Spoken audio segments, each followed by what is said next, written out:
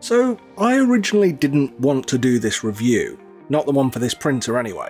That's right, when I received it I put it off because I'd just done the Anycubic M5 and the M5S, and since this is another printer with an S designation, I expected much the same as what I had before. I expected that, like the M5, the S version is a printer just like its non-S counterpart, which is a higher price point and mechanical changes designed in order to favour speeds over the quality of prints, something that I, and arguably no resin printer, wants. So I was actually happily shocked to find that this S version of the Mono X 6K is actually cheaper and bears no resemblance to its direct counterpart. Actually, it's got more in common with the Mono X2, just with a blue lid. There's also no sign of speed enhancements in this model, like the inclusion of the much hated ACF release film. This comes with PFA. And what you actually get here is what I would say is Anycubic's best printer. Well, of any of the recent releases, and yeah, I think this is better than the current M5 series. So let me tell you more about it. Hi, my name's Ross, and this is Fohammer Videos. So yeah, despite this being called the Mono X 6KS, the spec is more directly comparable to the Mono X2 than the more expensive Mono X 6K. The build volume of this unit is 196 by 122 by 200mm. Again, that's the same as the Mono X2. The print area on this unit is defined by its 9.1 inch screen, which is on the smaller end of mid-size printers. But this time the screen has a 6K resolution of 5790 by 3600. But the comparable metric between this and other printers is the pixel size, which in this case is 34 microns. Anycubic don't actually advertise this metric, and for some reason the spec sheets on all of their printers are appropriately misleading and inconsistent. But it's easy to just take X or Y print area measurement and divide it by the number of pixels on the same axis. Also, as I always like to mention, if you're looking to buy this printer, I'd really appreciate it if you would click the links in this video's description before making your purchases. When you do that, we make a commission at no cost to you, and it's what helps us run the channel. The main reason I like it is because the build quality of this unit is really nice.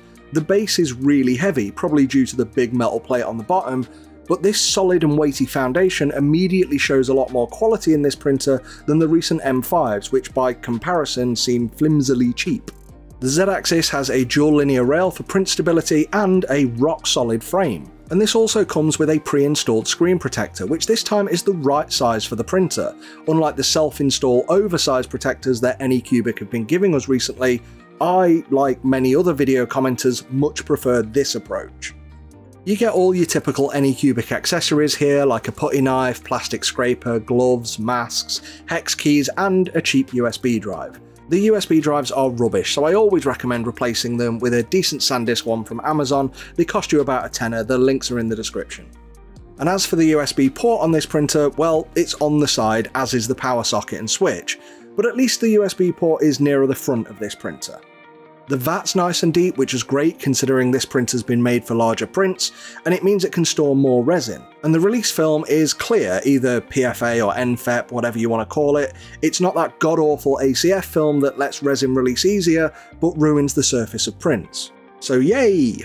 Bed leveling is easy enough, just loosen the bolt, send the bed to home, tighten the bolts at opposing corners as you push down on the bed evenly, and then to finish, press Z equals 0. Now when it comes to printing, this printer is bundled with Anycubic Photon Workshop, which is consistently improving, and it is a far cry from the cumbersome Mishmash app that it originally was. And yeah, you can use other slicers, but I've always found it's best to use whatever slicer comes with the printer. And it always gets the latest updates in line with any new firmwares, and third-party slicers work, but they can cause all manner of printing issues. Believe me, I've seen tons. By all means, support your models in those other slicers, but I'd recommend you then export them as supported STL files and slice them in this app. Or ignore me and do it your way, just please don't complain here if you do get weird printing issues, especially after version updates of different slicers. But the greatest feature only available in this app, and so far only on Anycubic printers, is the ability to create an Anycubic RF file. You can easily print 8 small models in different octants around the build plate. Each print will have a 0.25 second exposure time difference from the next, starting at whatever you choose the normal layer exposure time as. And you will always get Anycubic's own RF file on the USB drive, so just replace this with your own, and make sure to give it the exact name as theirs, because this had some odd characters in it that I couldn't read. And then test run it without the VAT in just to ensure it works and the different models are disappearing at different times. Now on this smaller mid-size printer I couldn't fit 8 of my usual exposure tests on the bed at once, so I took a small cut of this test showing me how to count holes and posts, and whichever test has equal posts and holes is telling me what a balanced exposure time is. When I look at the exposure time for print 1, which is always at 1 second to make the addition easy for me, I simply add 0.25 seconds to each of these prints in order to find out which setting has the best balanced exposure. And then I increased exposure time a bit just to make sure the supports would succeed. In my case, it was 1.75 seconds for 30 micron layers, and I choose 30 micron layer height as it's close to the 34 micron pixel size. So the XY resolution is closely balanced with the Z resolution. That's the logic I put behind it anyway. You should really work out what the minimum step distance is and multiply that, but this does, and it always works for me. Look, if you want more details on how to set up and dial in any printer, check out my video on how to do that, linked in the pop-up here and in the description below. But yeah, printing. Thanks to my constant bigging up of Blackforge Games models, which are just stunningly gorgeous, they gave me a pre-release of their upcoming bust of Corrupt Engine, a model you can get as a loyalty reward for joining their Patreon. And this is incredibly rendered in excellent detail on this printer using DLP Craftsman resin. This absolute behemoth of a model did take several print sessions on the printer because, well, it's huge. I absolutely love it, but the idea of painting something this detailed is quite intimidating. I'm both excited and terrified at the same time. But what about printing miniatures, because they give us the best representation of just how detailed a printer can be? Well, if you're interested in knowing that, I'm glad you asked. And as mentioned in previous videos, I've partnered up with Yes That's 3D Printed, and yeah, that's honestly the company name, but we've released our own resin which is incredibly sharp, like 8K resins, but it's also flexible. The result is a printed model that has very similar durability to retail plastics, and it's actually a bit tougher, but it's able to show off the increased detail that you can only get from 3D printed miniatures. And it's also water washable, which I know will put a few people off. I had the same reaction initially. Just trust me, try it before you knock it, because you'll be as amazed as I was. Anyway, links in the description. But as you can see from the miniatures showcased here, these models look sharp, crisp, and smooth. In this case, the ones on the bases are more Dredge Marines by Mezgite, which I just love, because these aren't just blatant copies of Warhammer models like many an illicit designer will create, but they take multiple inspirations from various sources and meld them into a much more unique, grotesque, and awesome design. And literally just as I've recorded this video, Mezgite has dropped another selection of multi-part models for their July patrons and tribes members. And I've also been really lucky to get early hands-on with something that you just can't. In fact, I've been talking to the guy who's been supporting these models.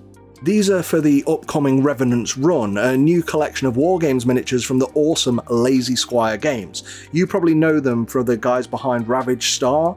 And you can actually check these out on Kickstarter now, because they will be available in STL and physical format. They're fully compatible with one-page rules, and I suspect as Battle Brothers. I'm sure you'll agree that these models fill a bit of a Space Soldier gap that one-page rules has in their lineup.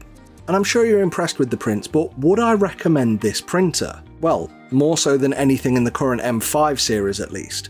This is a solid and well-built machine that delivers in sharp quality and smooth prints.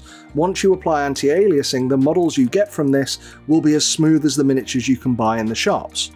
But with that extra detail benefit you just cannot get from vacuum formed plastics. Its direct competitor here is probably the Mars 4 Max, which has the same print area but loses 5 cm in print height, so it probably uses the same screen. But I'd also say the build quality here seems better too. There is a price difference between those models, but that's likely to fluctuate across the printer's lifespan. If you're looking for a low-end mid-tier printer, you just need to ask, is that little extra money worth it for you for the increased height and better build quality? between these two printers. That's totally your call, and whichever way you decide is the right answer. I'd like to say thanks for watching, and thanks to both our patrons and YouTube members whose names you can see up on the screen. If you want to join them, become a member below this video and get exclusive access, priority responses to comments, and early access to all of our videos, as well as just supporting me and helping me do what I do for you guys. Until next time, good night and party on, Fohammer out.